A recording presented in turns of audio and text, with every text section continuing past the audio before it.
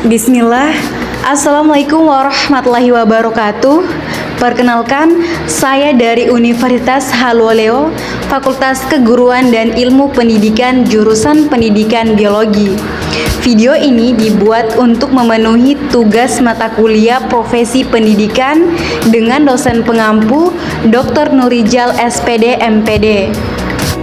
Sebelum masuk pada materi pembahasan, izinkan saya untuk memperkenalkan diri terlebih dahulu.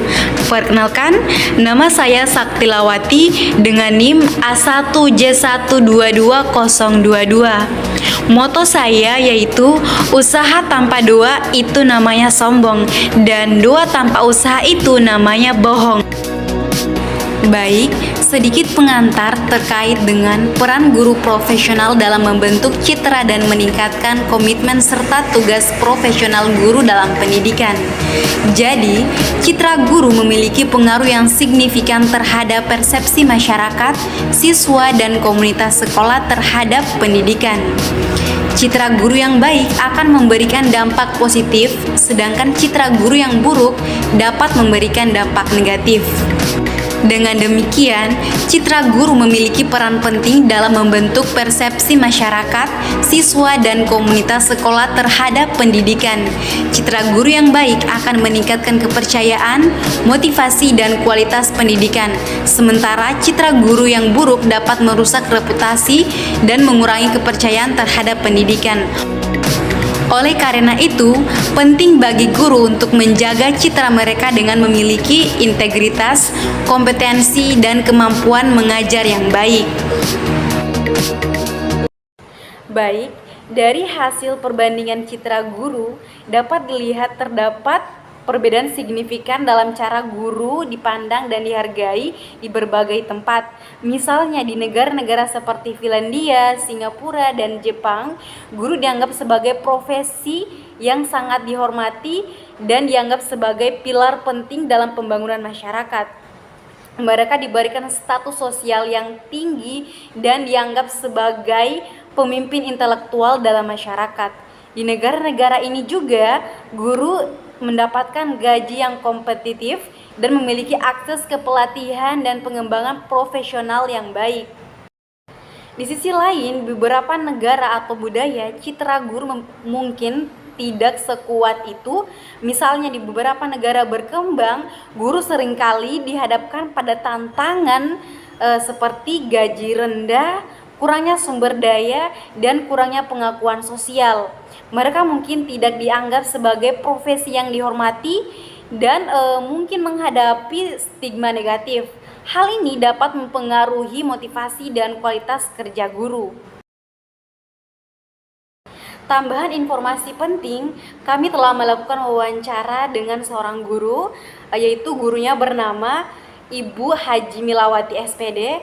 Beliau bisa dipanggil Ibu Haji. Beliau juga mengajar di sekolah menengah pertama bidang studi ilmu pengetahuan alam. Hal pertama yang saya tanyakan yaitu terkait dengan komitmen yang perlu dilakukan dalam pekerjaan sebagai guru profesional. Beliau menjawab yang pertama, komitmen terhadap peserta didik dan proses belajar mengajar. Artinya beliau menekankan harus memiliki komitmen yang tinggi untuk mendidik, membimbing, dan mengarahkan peserta didik. Beliau juga berkomitmen untuk memahami kebutuhan dan potensi setiap peserta didik secara individual, serta memberikan perhatian dan dukungan yang diperlukan untuk membantu mereka mencapai potensi terbaik mereka. Kedua, komitmen terhadap peningkatan mutu pendidikan.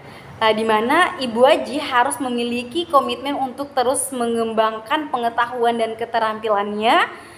Artinya beliau harus berkomitmen untuk mengikuti perkembangan ilmu pengetahuan dan teknologi terkini serta menerapkan metode pengajaran yang efektif dan inovatif. Dan yang ketiga yaitu komitmen terhadap profesionalisme. Di mana Ibu Haji harus memiliki komitmen untuk menjaga integritas, etika, dan standar profesional dalam hubungan dengan peserta didik, orang tua, dan rekan kerja serta masyarakat. di mana Ibu Aji juga menekankan untuk terus meningkatkan kualitas diri melalui pengembangan diri dan partisipasi dalam kegiatan profesional. Hal kedua yang saya tanyakan yaitu terkait dengan cara membangun citra positif. Beliau menjawab dapat melakukan beberapa cara. Yang pertama yaitu menunjukkan kompetensi dan keahlian dalam bidang pendidikan. Artinya beliau terus mengembangkan pengetahuan dan keterampilan melalui pendidikan dan pelatihan yang relevan. Kedua, membangun hubungan yang baik dengan peserta didik, orang tua, dan rekan kerja, di mana beliau berinteraksi dengan peserta didik secara positif, mendengarkan mereka, dan memberikan perhatian yang diperlukan. Dan yang ketiga, berperilaku sebagai teladan yang baik, di mana beliau menunjukkan sikap yang positif, semangat, dan dedikasi dalam pekerjaannya. Dan hal ketiga yang saya tanyakan yaitu terkait dengan tantangan tugas yang dihadapinya. Beliau menjawab, tantangan yang dihadapinya yaitu meliputi tantangan dalam mengelola kelas dan memahami kebutuhan peserta didik, sehingga beliau dapat melakukan beberapa cara untuk mengelola kelas dan memahami kebutuhan peserta didiknya. Yang pertama yaitu menerapkan pendekatan diferensiasi pembelajaran. Artinya beliau mengidentifikasi kebutuhan dan minat individu peserta didik serta menyediakan pengalaman belajar yang sesuai dengan tingkat kemampuan mereka. Hal ini dilakukan dengan memberikan tugas yang berbeda, menyiapkan bahan bacaan yang sesuai, atau memberikan dukungan tambahan kepada peserta didik yang membutuhkannya. Dan yang kedua yaitu menciptakan lingkungan belajar yang inklusif. Artinya beliau dapat melakukan dengan proses pembelajaran yang aman, terbuka, dan mendukung bagi semua peserta didik. Yang ketiga yaitu menggunakan strategi pembelajaran yang beragam, di mana beliau menggunakan strategi seperti pembelajaran melalui diskusi kelompok, proyek kolaboratif, simulatif, atau penggunaan teknologi. Dan yang keempat yaitu membangun hubungan yang positif dengan peserta didik, di mana beliau mengenal peserta didik secara personal, mendengarkan mereka, dan memberikan perhatian yang diperlukan. Selain itu juga saya mengkaji terkait dengan studi kasus guru yang terkenal atau berpengaruh dalam bidang pendidikan. Salah satu contoh yang saya analisis terkait dengan guru yang terkenal dan berpengaruh dalam bidang pendidikan ini yaitu Dr. Maria Montessori. Ia adalah seorang dokter dan pendidik Italia yang dikenal dengan metode pendidikan Montessori yang revolusioner. Metode ini menekankan pada kebebasan, kemandirian, dan pengembangan potensi individu anak, di mana Dr. Maria Montessori adalah contoh guru yang terkenal dan berpengaruh dalam bidang pendidikan. Melalui metode pendidikan Montessori yang revolusioner, ia telah membentuk citra guru yang positif dengan menekankan pada kebebasan, kemandirian, dan pengembangan potensi individu anak.